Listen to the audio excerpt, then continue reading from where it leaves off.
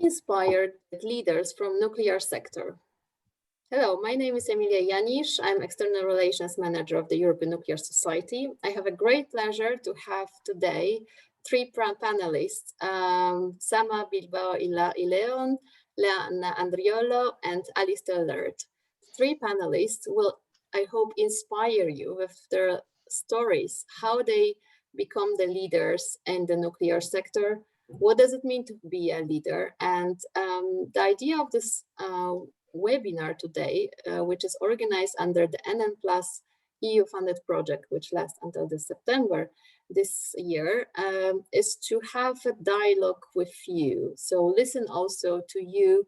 What are your stories? What are your questions about your CVs? Maybe you are thinking of a shift in your career. So we hope with the stories of the three leaders today, we inspire you and we help you to decide on the next steps in your career path.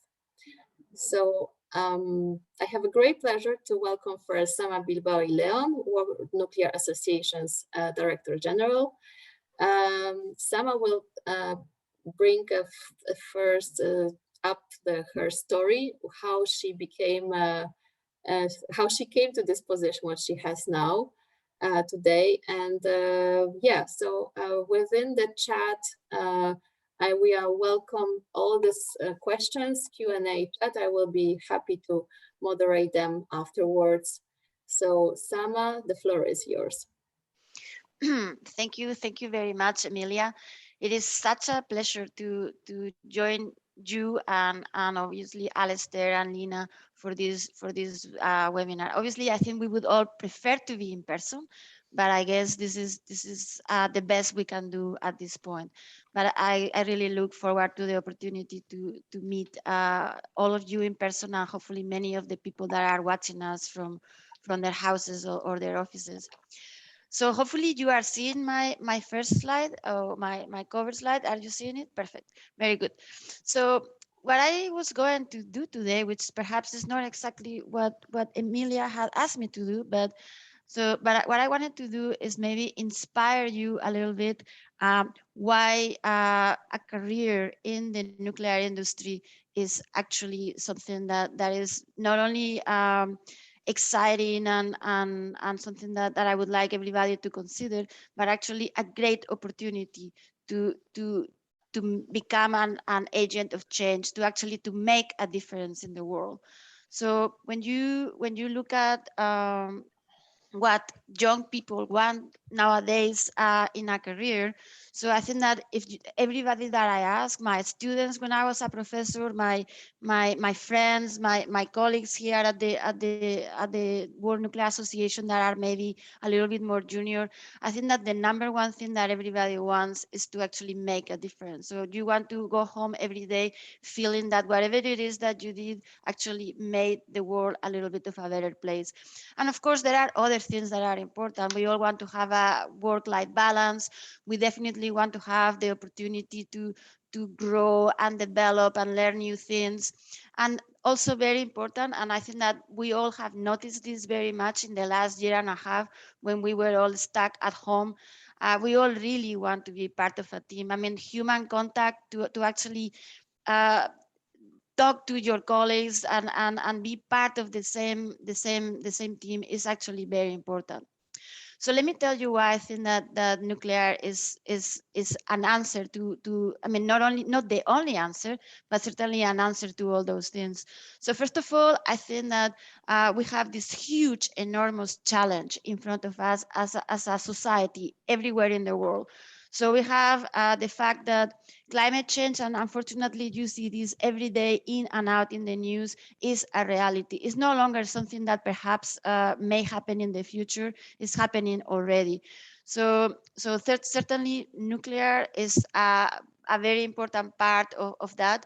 And also, but the second thing that I think is just as important is that, yes, we all want to decarbonize, but as you very well know, there are many countries in the world, there are many people in the world that actually don't have the same standard of living that many of you or I have.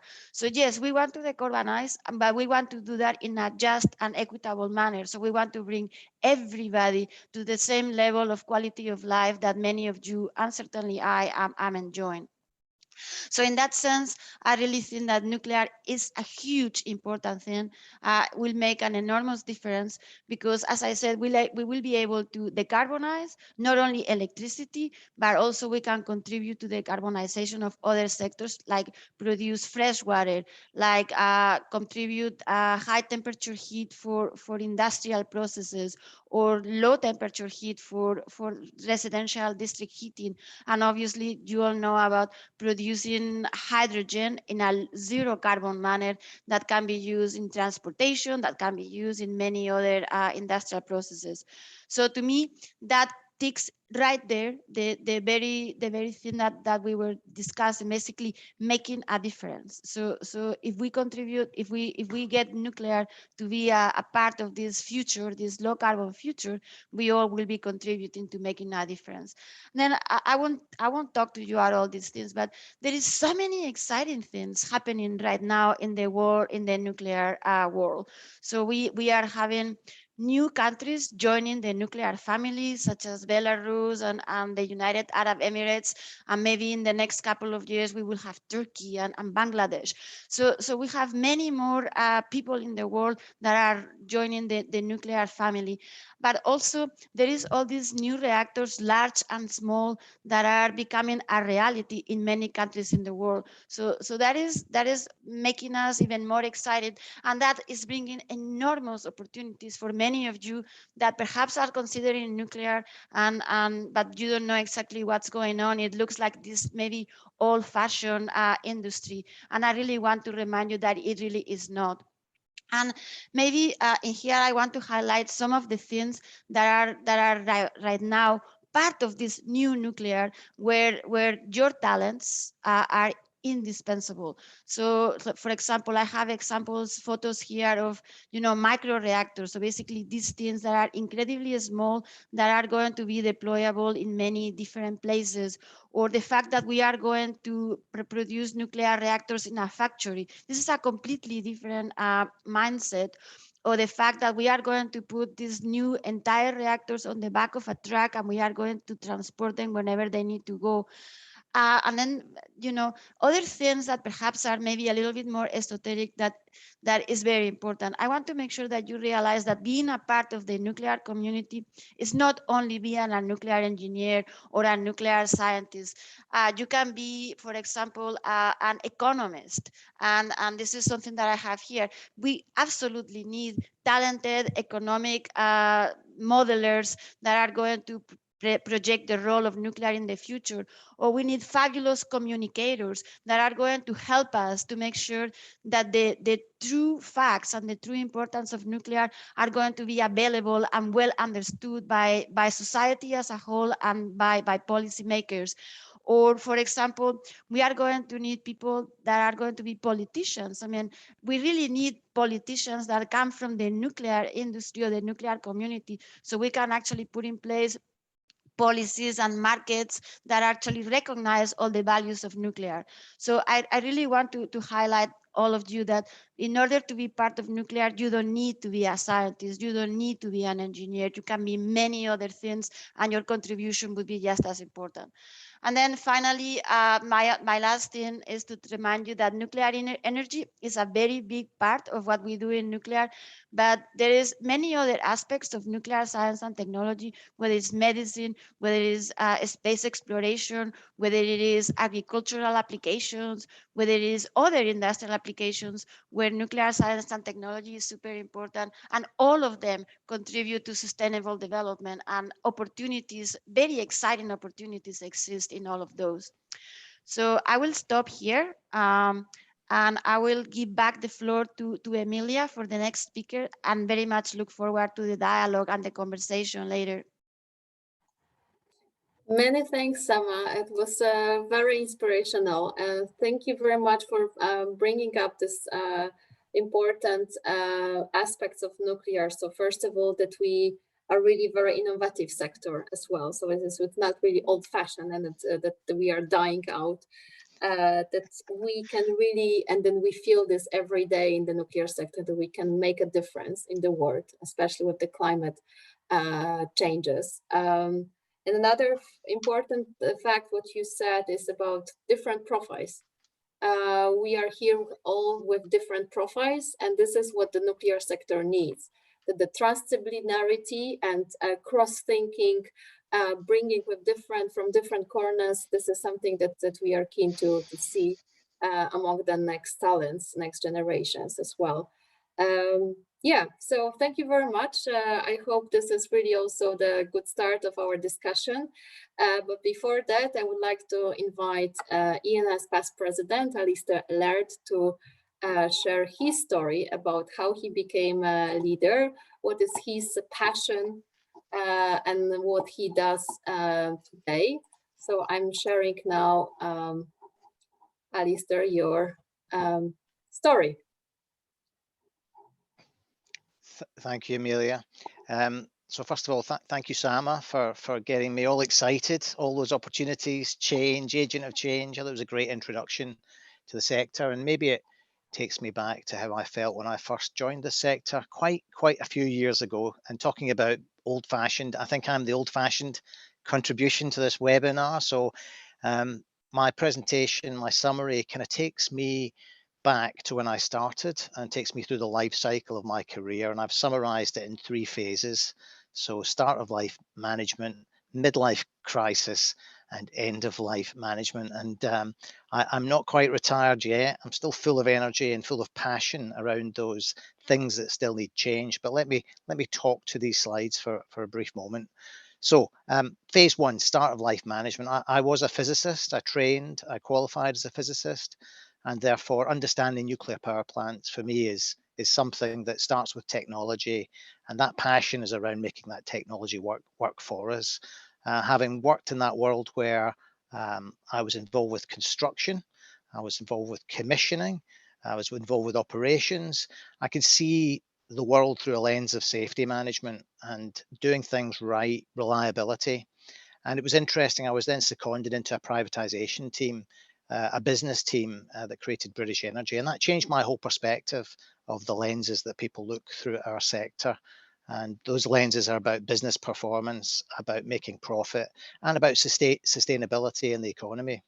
So that's my start of life career. My midlife crisis started when I joined a privatization team. I'd always said up to that point that I was a physicist, a technical person. Now I was starting to say things like, I used to be a physicist, but I'm all right now, as I migrated into very diverse things from commercial management, program management.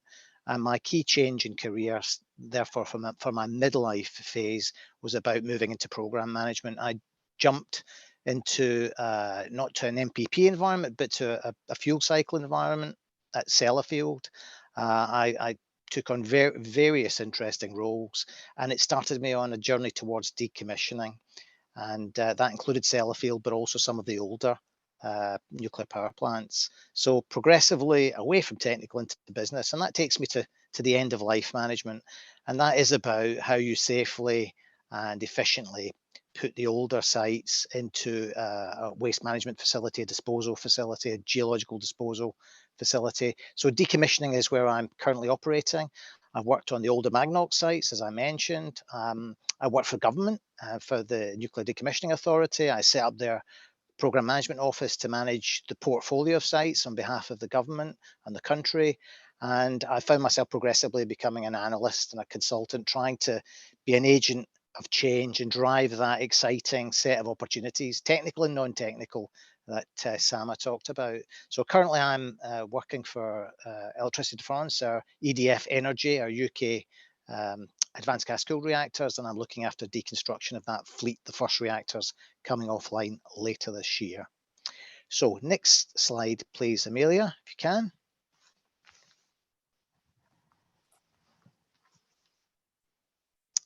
Great. So why did I go into this sector? Well, I think it starts at school and university, and for me, science chose me. I didn't really choose it. And I remember I was at Harwell and I was researching the mean number of neutrons per spontaneous fission for californium-252, and I was hooked. I didn't realize that there was about 1,000 other people in the world doing exactly the same.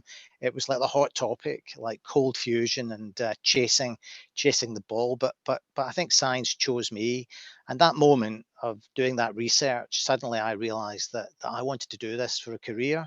So there were things going on in the world, major changes, a bit like the climate change initiatives. We had the oil crisis in the 70s, we had security and safety challenges, and we had the separation from the Cold War of the nuclear proliferation and the bombs into civil nuclear. And for me, civil nuclear was where I wanted to be, producing power safely and sustainably. And I was passionate about it. And I think to add that agent of change and lots of excitement, I think it felt really cool to be pro-nuclear at a time when so many people didn't understand and preferred to be anti-nuclear. So I'll come back to that later on, maybe in terms of some of the questions about narrative around the sector. But for me, talking about nuclear politics or nuclear science, I think the science is really quite simple. I think it's the politics that's confusing. And my mantra was to try to unpick some of the facts from the fiction, make it simple, make it explainable so people could feel comfortable that indeed we were part of the solution.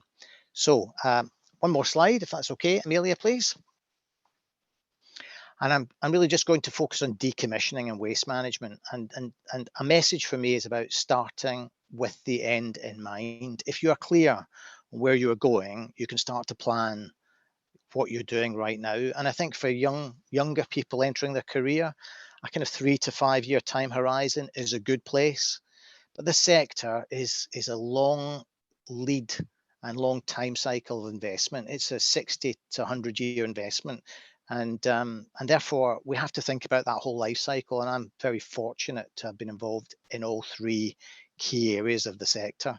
So when it comes to technology, innovations we've mentioned, technology discovery, there are many small steps to still to do. And I think, as Sama reflected on, things like SMRs are massive leaps for us. And whether it's nuclear civil power or medical science or space science, nuclear has a phenomenal role to play in that.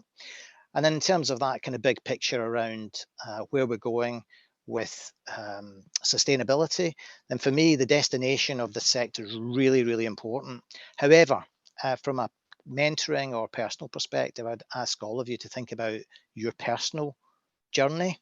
I think it's just as important. And as you embark on that journey, whether the hooks or the entry point are technical or political or just a passion for doing the right thing, there are so many things that we can do to make a difference. But the destination, the journey go hand in glove. And I think it's really important to think about your next few steps and how you embark on that journey if you're interested in joining this sector. So on that point, I'll close there. I'll look forward to joining the other panelists in the discussion session in a minute, and I'll hand back to Amelia. Thank you. Thank you very much, Alastair. It was very important what you said about start with the end in mind, and also you talked about diversity and inclusivity of our sector. I think this is also a very important point that you tackled. Now we go to Lena Andriolo, who is IYNC president. IYNC stands for the International Youth Nuclear Congress, and President Lena Andriolo will share her story and maybe inspire you as well. Thank you. Thank you very much, Emilia. First, I would like to thank Sama and Alastair for their very inspiring speeches. I hope I will be up to the same level. So, Emilia, if you may, yeah, perfect. Thank you. And so I'm very pleased to be here today. Hello to everyone in the audience. So I'm a project manager at EDF in France, but today, as Emilia mentioned, I'm here as the president of IYNC, the International Youth Nuclear Congress. And so maybe a little bit about IYNC. We are a global network of young professionals, which primary mission is to ensure knowledge transfer between generations and across boundaries. And we are composed of young generation networks in nuclear from 46 countries. So beyond knowledge transfer, we nowadays also focus on communicating the benefits of nuclear science and application, promoting the peaceful uses of nuclear science and technology, and providing a platform for networking. So a little bit about my background. I grew up in the north of France in a binational family. And with my mom being German and my father being French, I have always been in a multicultural environment. And this is something that I have always been looking for in my career path. And it's something that I deeply value because it has always pushed me to shift perspectives. So I started nuclear engineering in Grenoble in France. And after I got my degree, I decided to move to Germany to find again this international aspect that I was a little bit missing during my studies. So I started my professional career at the Karlsruhe Institute of Technology as a nuclear scientist. And I also pursued there my PhD in the field of severe accidents for fast reactors. In 2016, I decided to come back to France to join EDF, my current employer, as a research engineer for severe accidents, this time both in fast reactors and light water reactors. And I'm currently a project manager in the field of radioactive waste management. Now, while I was at the KIT, I got the opportunity to publish my work in the IYNC 2014 conference.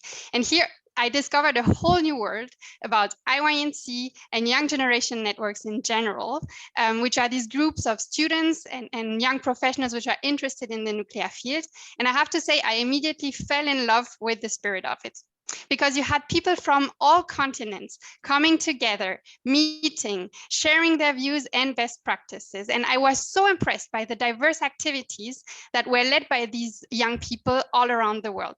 And they were actually the ones that were ensuring that our field and industry had also in the future a highly trained and well-connected workforce that was able to tackle not only the challenges of today, but also of the future.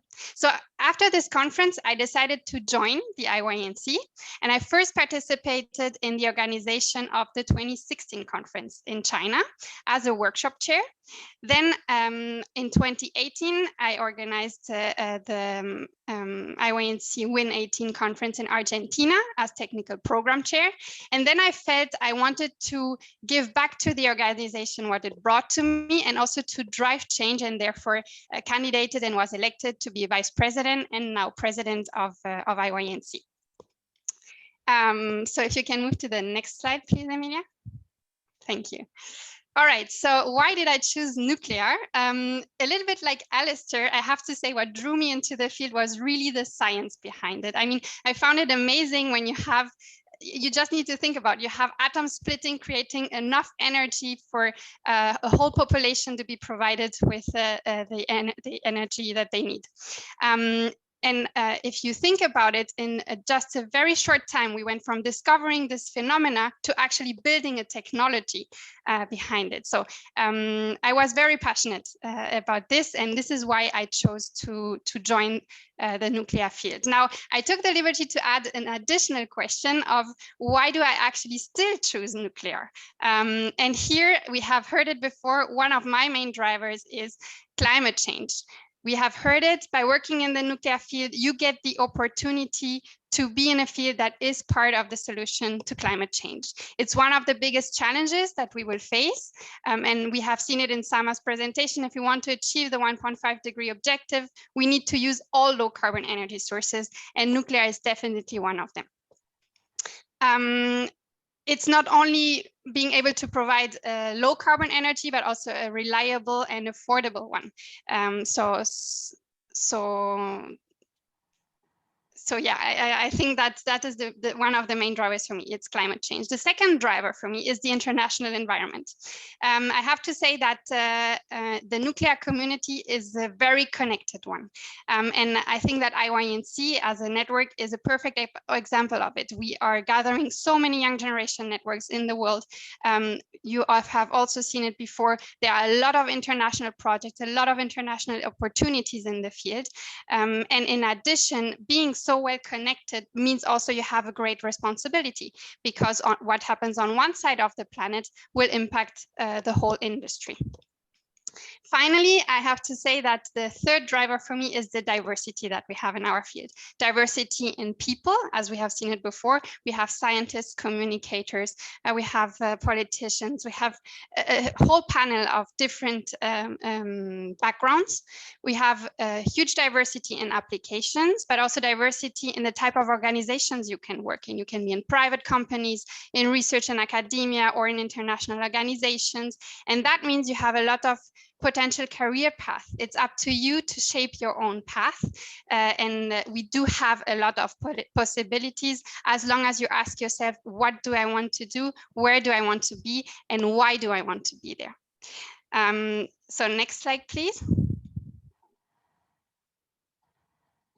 So finally, my message to you would be, everything is possible. Stay open-minded and don't limit yourself. Really follow your own path, find your motivators, and definitely don't limit yourself. Especially as a young professional, we usually tend to say that we are not experienced enough to be in certain positions or to contribute to a given objective. I think that the right mindset is, especially because we are young, we can bring something to the table that is potentially new and that can add to the overall problem solving, I would say. So that would be my message to you. And with this, I revert to you, Emilia. Thank you. Thank you very much, Lena. Thank you. Yes, stay open-minded and don't limit yourself. I think this is a very nice conclusion of our three panelists. I'm looking at the chat and the Q&A. There are for the moment no questions, but I would like to invite all of you to put the questions and use this great opportunity of the great panelists and ask them questions. In the meantime, we can have a conversation between us. So you're representing different organizations. You had different pathways. Sama, what is for you to be a leader? Do you think there are some typical leadership skills that you have to have a certain position? Well, I mean, I think that there is some leadership skills, but I think that those come with practice. And for example, some of the things that Lena mentioned, I think that, for example, being part of organizations such as IYNC or Women in Nuclear or any other professional societies in your local area, in your country or in your region, those things do give you the opportunity to practice those leadership skills, and then obviously you can implement them afterwards in your career. But I mean, in my case, I will tell you that as Lena and as Alastair, I've been very, very engaged in all kinds of nuclear activities, whether it was in my case the North American Young Generation of the American Nuclear Society, because I was studying in the US. But I think that when you're thinking about leadership, to me is not so much is show a vision and try to help other people to actually implement that vision, but also to me is the responsibility of the people that are at my care, that I need to make sure that they have the opportunities and they are given the tools and the information in order for them to succeed. So to me, leadership is those things: provide the vision, but also provide the information and the tools for the people that I'm working with to move forward. Exactly. This is exactly what I think is this is what you need. Alastair, you mentioned also that the commissioning. So you had a really different three experiences in the industry in the phase 1, 2, and 3. Do you think that the young professional who is interested in the commissioning, does he need to go through all the stages of the operation, of the life cycle? No, I don't think so. I think I've got the benefit of hindsight now, having done all three. And I think it's interesting, in the current organization that I work in, the transition from operations to decommissioning is scary for people, they fear it. The structure of, and the leadership style is hierarchical, it's reflective. Nuclear power operation is not something you make quick decisions on. There's lots of planning, there's lots of thought, there's lots of procedures. And yet when you move to decommissioning, really it's about the hazard is reduced, the safety case is less important, and the business imperative around waste management and safety management from a conventional safety perspective is what drives you. So you can be more innovative, more pioneering. So it's interesting. Design, pioneering, innovative. Operations, more stable, procedural. And then decommissioning back into kind of pioneering and innovative. So you have to, if you want to be in all three, you probably have to be a little schizophrenic like me, or you have to be very good at pretending you're very good at one when really not many people can translate into all three. And I've done it over a very controlled period of time. So I would say all three elements of the sector are very interesting. They are slightly different, but they are complementary. And I love that. I think it was Sama's introduction about the professionalism. You don't have to be a technical individual to be nuclear professional. You can be business nuclear professional. You can be part of the science. You can be part of the business. You can be part of the program. I think it's very broad, and it's a very enlightening experience to have gone through the full life cycle. Many thanks. Yes, indeed, this is really something that is not, that a lot of people are aware that the commission can be also, I mean, the job in the commission can be also innovative. And this is something that requires actually a lot of innovation and a really bit different mindset, different thinking. And this is not an unattractive place to work. Thank you for this, for the message. Lena, I feel that you had really from the beginning, you had very clear goals in your career, that's what you would like to achieve. But did you have also mentors who assisted you, or maybe some good advisors around who you followed? How important is the mentorship, you think, for the career path? And this is something that the people, young professionals and students should look for. Yes, so I would say I did have some mentors, but that were changing. So figures that I can go to and actually talk about what my plan is, what my concerns were, how I see my professional career, and exchange with them. I definitely think that for young professionals, it is important to have this type of relationship with different persons that are at different stages in their career, because they will be able to give you guidance, they will be able to give you support, they will be able to share their views on the field, which may be complementary and different, and also have much more historical and experience, I would say, in a broader view than what you can have when you start your career. Definitely, I think that all the great leaders, and I think maybe Sama can comment on that, have benefit from mentoring. At the IYNC, we are aware of this fact, and are also having mentoring opportunities at our conferences and also in between conferences, to make sure that the young professionals are able to discuss with the leaders of the field and to get the guidance that they need to pursue their career. Fantastic. Thank you very much. Yes, important. It's really important to have this good advisors and really have some reflection of, okay, I would like to go this way. Do you think it's something that I should discover, or maybe change a bit the path? I think it is also always important to have this mirror in front of you and with good advices. Fantastic.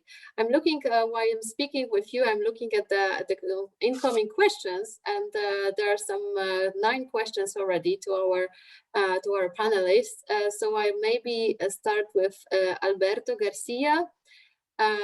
What advice would you give to someone who wants to start a career in the nuclear industry as an engineer? Is it the first answer? So maybe Alastair, I will start with you. well, there's nothing wrong with engineers. There's nothing wrong with physicists. There's nothing wrong with project management. I think engineering is a great place to start. I think there are changes in the way digital engineering is taking over our process control systems. I think there are innovations in engineering. So some of it is more about robustness and longevity, if it's mechanical, and some of it is about really changing the digital. The digital area gives us real challenges with security. And you can see when you get these kind of phishing attacks and things.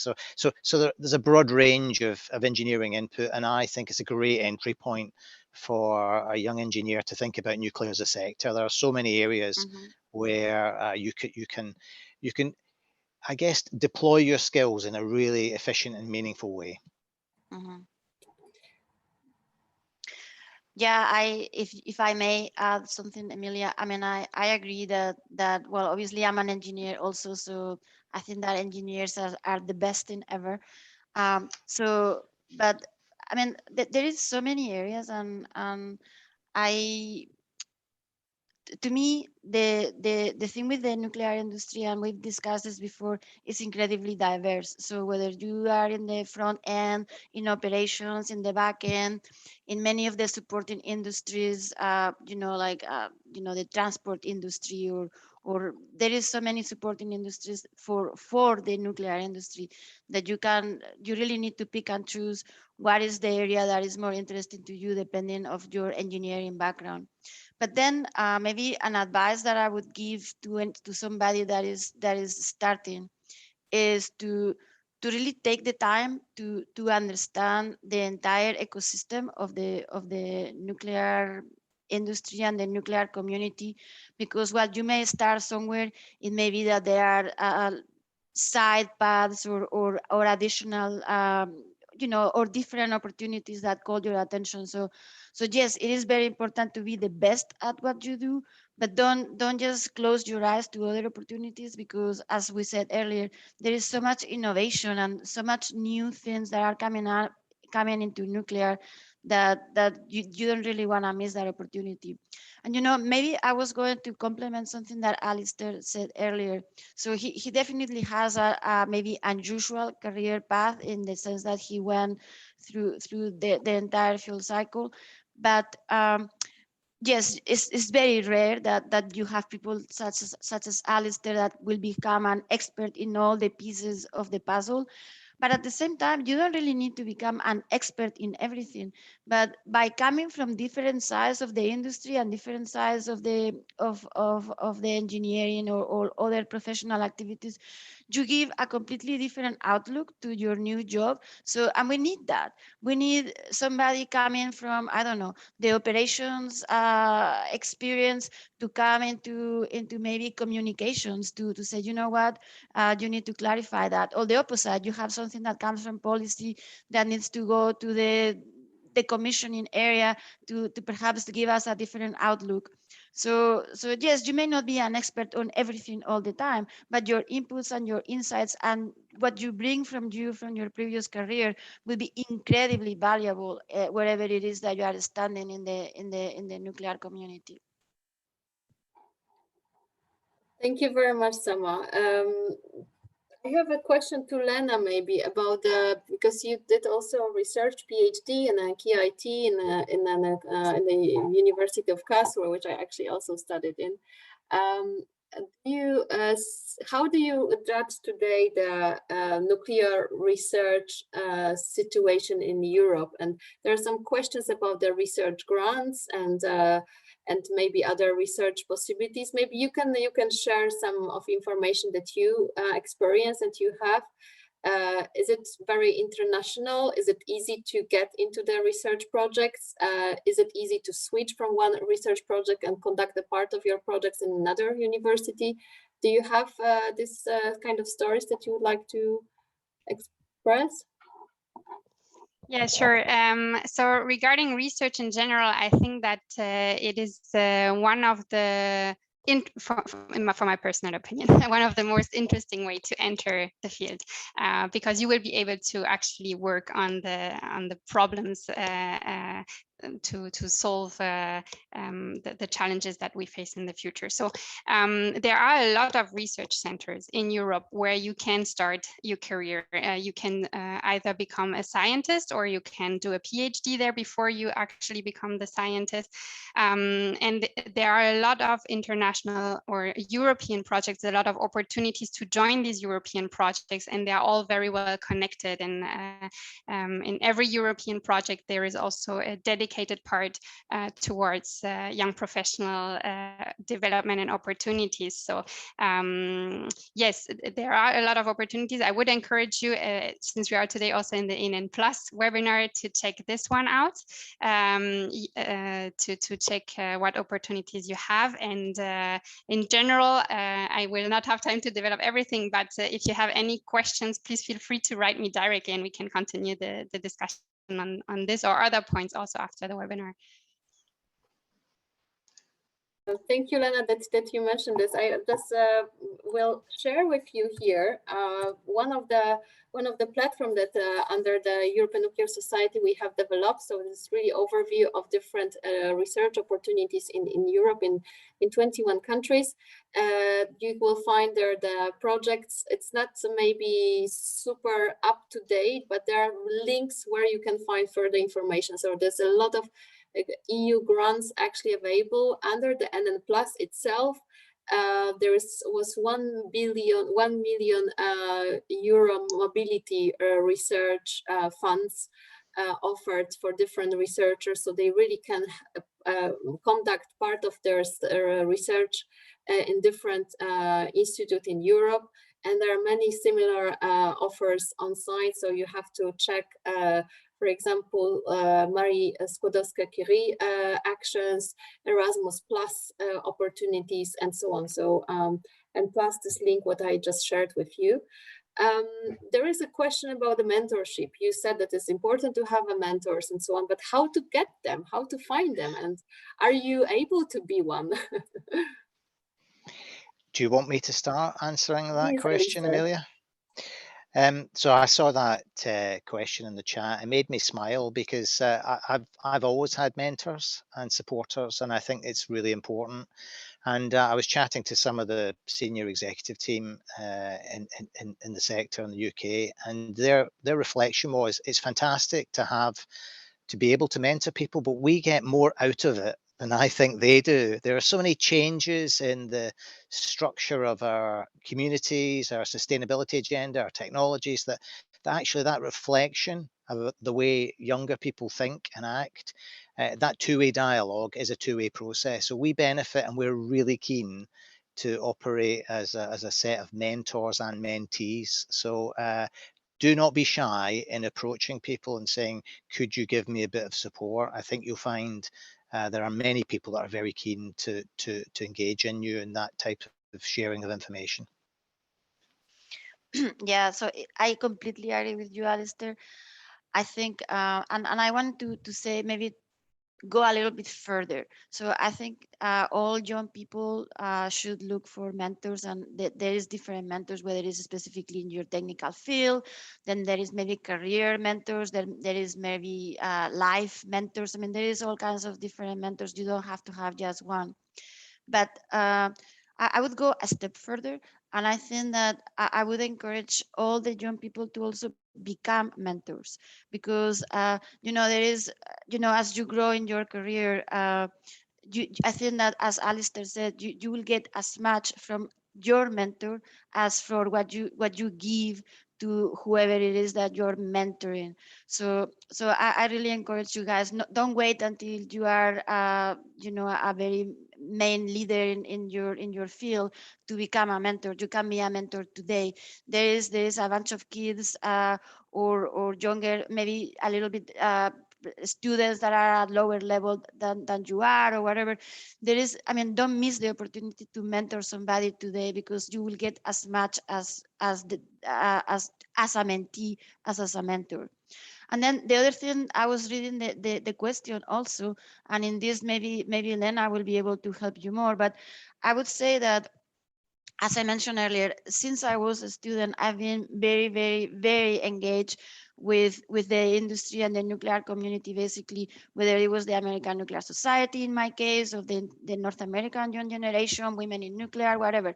So I tend to, I mean, and obviously I was quite active participating in conferences, and I do realize that some of you guys that have right now a little bit of a challenge because we are not having in-person meetings, so you cannot just sit down with other colleagues and have a coffee and discuss. So I understand that you have a challenge right now, but hopefully we'll be back to semi-normal soon, and you will be able to take the opportunity to actually meet other people, whether they are more senior leaders in the industry or maybe other colleagues that are at your maybe same level, but in other areas of the community. So I truly feel that the more you give to the community, the more you get back. And that is the way in which you are going to be able to connect with mentors, with peers, with potential mentees, etc. So that would be my suggestion. Yeah, the strength of the networking, I think, is also something that is very unique in our sector. This is how the people learn from each other and then advise each other and exchange the experience. I have a question from Sunny Sandeep from India. She completed master's in nuclear science and in applied psychology. So it's a very interesting mix of both. Do you think this is a good mix for the nuclear industry? Can Sama. I start? I mean, I will tell you, I was reading her question, and I would say that it's a fabulous mix. And you know, I had a recent project when I was in my previous job at the Nuclear Energy Agency, where we have a project on the nexus between social science and nuclear science, how we don't always communicate as well as we should. I mean, and of course that is part of the problem that we have, right? That when it comes to communications, to outreach, to actually getting to present to everybody what nuclear is and isn't. We are doing it from the engineering point of view, and unfortunately we don't have the skills as a psychologist or a behavioral economist or some other social science experts have. So I truly think that, Sunny, you have a wonderful joint mixture of backgrounds, and I think that this is going to open very excellent opportunities for you. And let me just tell you, one of my dear friends, which is also from India, so this is Aditi Verma. So she is actually the person that was leading this project that I just mentioned in jointly social science and nuclear science. So Aditi is from India, and maybe I will be able to put you in touch with her so she can give you ideas of what to do with this engineering science mixed background. This is a valuable outcome of this webinar, putting people in together. Thank you very much, Sama, for the offer. I will be happy to share then her message with you. Then we have some questions also coming in the chat from Walter Ambrosini, professor from the Pisa University, and we have also his student from Pisa University in Italy. Ahmed Shamik is having difficulties, I believe, as a foreigner to get into the European maybe scene of job opportunities. What kind of skills or guidance he would need to start with? Do you have any idea or advice?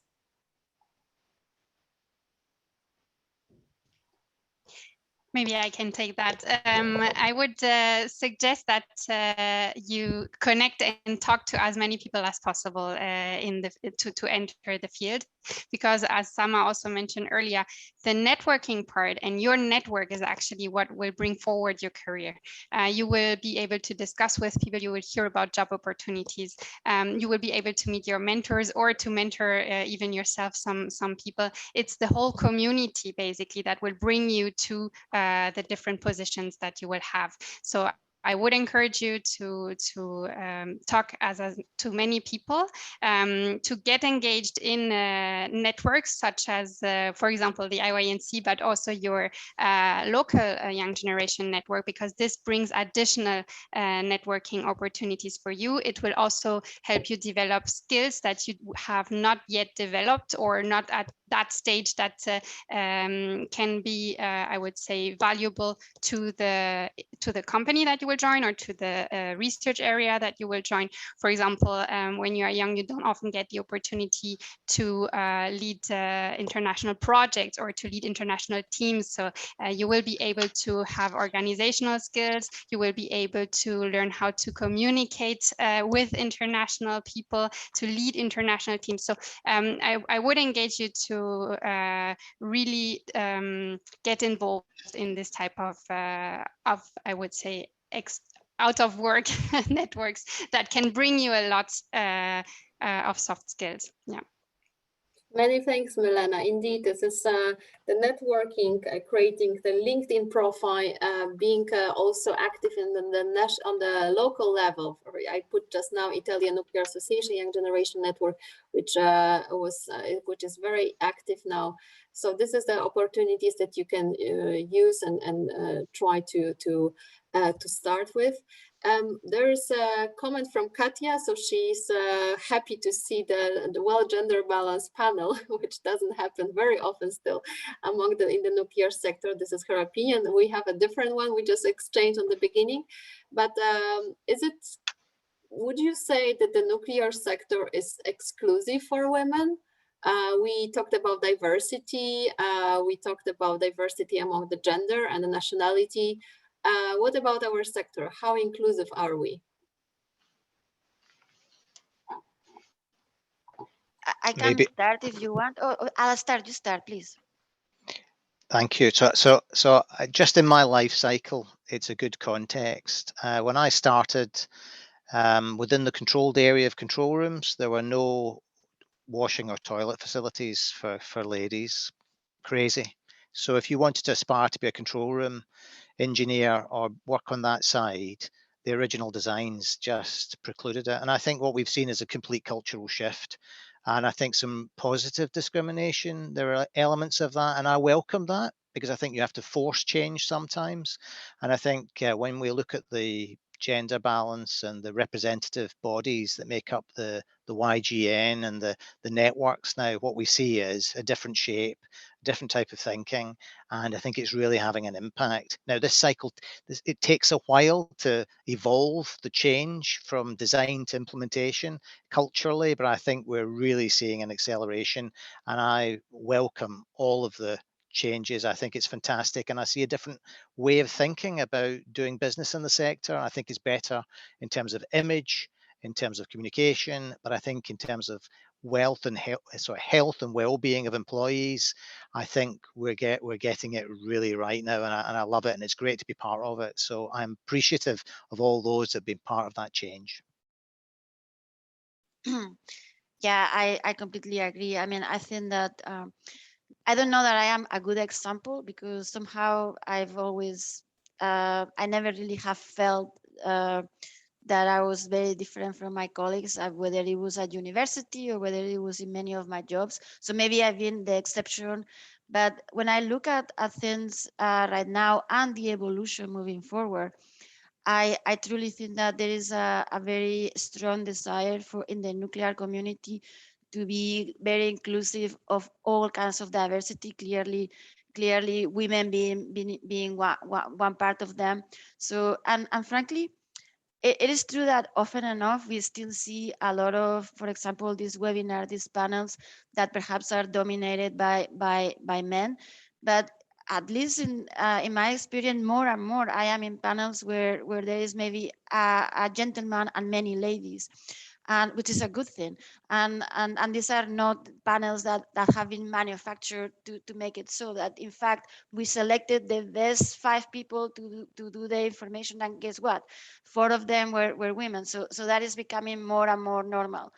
And frankly, let me just say my experience in this organizations, as I said, like the IYNC networks or the nuclear professional societies or women in nuclear, my experience has been that more and more the leadership of these organizations is very much dominated or certainly at least very balanced with women. So we see a lot of inputs from young women or you know, more junior professionals.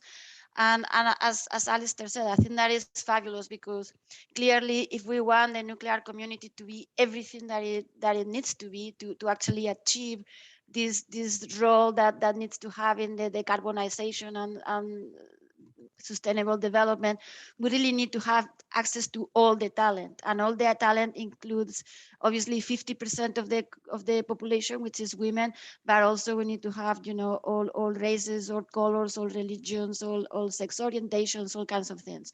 So definitely I think that we are going in the right direction, and obviously we still have work to do, but we are going in the right direction.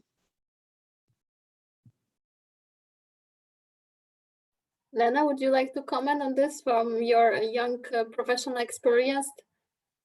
Yeah, actually, I am a little bit the exception like Sama. I have never felt left aside because I was a woman, and I think this is a good sign. That means that our field has changed and is actually to this level where you don't make a difference between women and men. Of course, there are still a lot of improvements to be done. I think we have come further than we ever have before, but there is still a lot to do to make sure that we have not only gender balance, but as well diversity as all levels, as Sama was mentioning. And here is also, I think, where the young generation has a role to play, because we need to be the change that we want to see, right? So if we cannot make it or normalize it to have diversity in the field, then we cannot expect that in 20 years from now, our field will be diverse. So every single one of us actually has a role to play in ensuring that we have all the diversity in our field.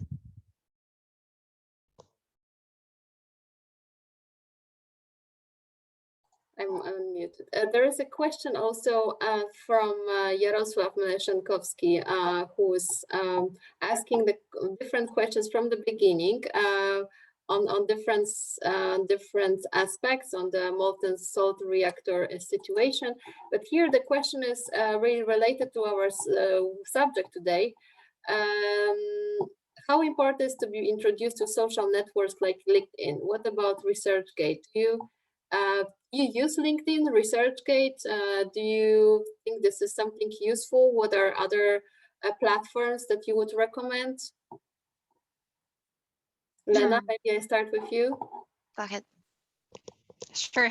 Yeah, so I use LinkedIn and I use ResearchGate. ResearchGate because of my former position at KIT as a researcher. I think that is the main tool that will be able to connect you to the other researchers and also to get up-to-date information about your research area and more largely the research.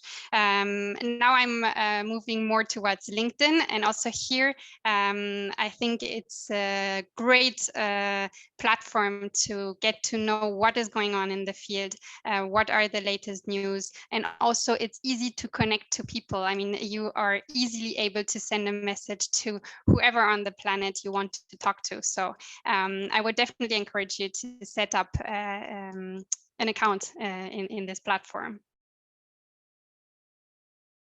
Thank you very much. Yes, indeed, LinkedIn is becoming more and more important. Sama, I see that you're also very active, and Alastair as well. Mm-hmm. This is a place to be for you. Yeah, I think that LinkedIn, from a professional point of view, is absolutely indispensable these days, I would say. So for all the young professionals and students that are listening to us, I definitely would recommend that. And of course, if you are in a more research-oriented, more academic-oriented field, certainly ResearchGate is a very good tool. So it depends on what is your area. Absolutely.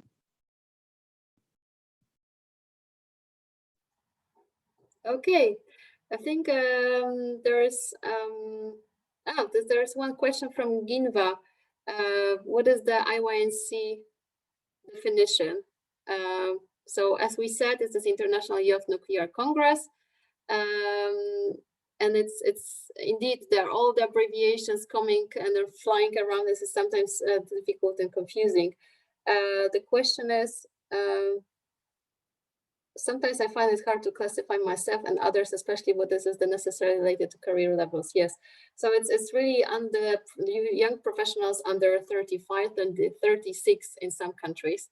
I think this is the age level that this network represents. I retired from this network 2 years ago, for example. So, yeah, so this is the age limit what the network represents, and I really encourage you, all of you listening to our webinar today, to check your national contact points of the networks, of the young generation networks. So for example, end of September, there is a big young generation forum coming in Tarragona in Spain. It's a young generation, the young generation of nuclear sector get together, organized every second year in parallel with the exchange with IYNC, which next year is taking place in Sochi. So this is really the conferences where a lot of young professionals are coming together with seniors as well, with representatives of industry looking for the best talents. So this is really also a great opportunity to check and to be part of it. The Young Generation Forum in Tarragona is this hybrid event, so you can follow online as well. You can still register, it's still time, so I encourage you to do so. I sent you a couple of links. So the Euronuclear / education training career opportunities of corporate members of ENS, for example. There you have the directly the job sites where you can find the information on the current job opportunities. There are different LinkedIn groups that I would like to encourage you to be part of. You can directly try to contact Sama for your questions. Alastair and Lena, I believe they will be happy to answer them via LinkedIn message, for example. So for today, many thanks for today. I'm super glad that we met today and that we listened to your stories. I hope that you got inspired, and I see from the chat that people are really getting excited and appreciating that your time and your contribution to this webinar success. Many thanks for today.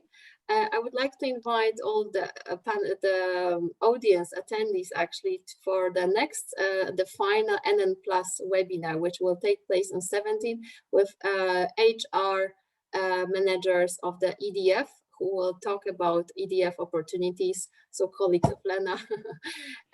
So this is another company that is hiring and is looking for the best talents. Many thanks for today and have a wonderful day. Thank you. Thank you. Bye-bye. Bye-bye. Bye.